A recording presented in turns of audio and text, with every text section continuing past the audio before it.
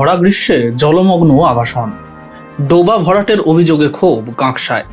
কাঁকসার গোপালপুর গ্রাম পঞ্চায়েত এলাকার তপবন সিটি ও সংলগ্ন আবাসন এলাকায় ভরা গ্রীষ্মেই তৈরি হয়েছে জলযন্ত্রণার চিত্র।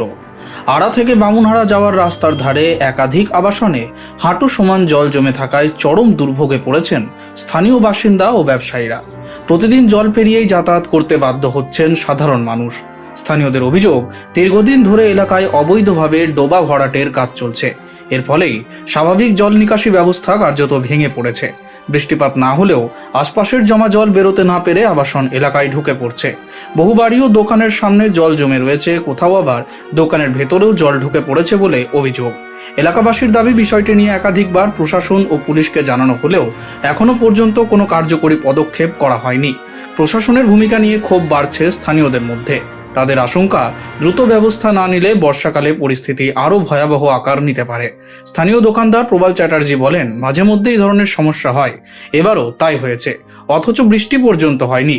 ডোবা ভরাটের জন্য জল বেরোতে পারছে না, সেই জলই আবাসনের মধ্যে ঢুকে পড়ছে। ব্যাপার এটা আজকের নয়, রেগুলার প্র্যাকটিস। এটা এদিকে 4-5 বার এইভাবে জল ঢুকেছে।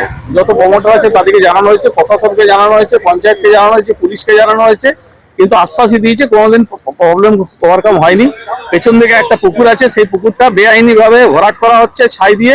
তার ফলে ওই জলটা এখানে বেরিয়ে চলে আসছে এবং ড্রেনের জল, মানুষের অস্বাস্থ্যকর পরিবেশ, কেউ না, দোকানের জিনিসপত্র সব নষ্ট হচ্ছে, দোকানের ভেতরে 1 ফুট করে জল। এই পরিবেশে থাকার মতো পরিবেশ নয়।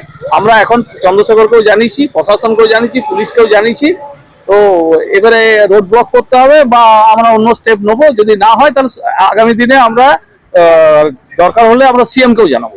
বর্ষার জলের জন্য নয়, এখানে জমি ভরাট হচ্ছে, সেই জল ইলিগাল ভাবে যে জলাভূমি ভরাট হচ্ছে, দীর্ঘদিন ধরে হচ্ছে, সেখান থেকে হচ্ছে। অজিত বিল্ডার কনস্ট্রাকশন করছে, পুরনো ডোবাকে বন্ধ করে বিল্ডিং কনস্ট্রাকশন তৈরি করছে, যার জন্য bureau report, street voice digital.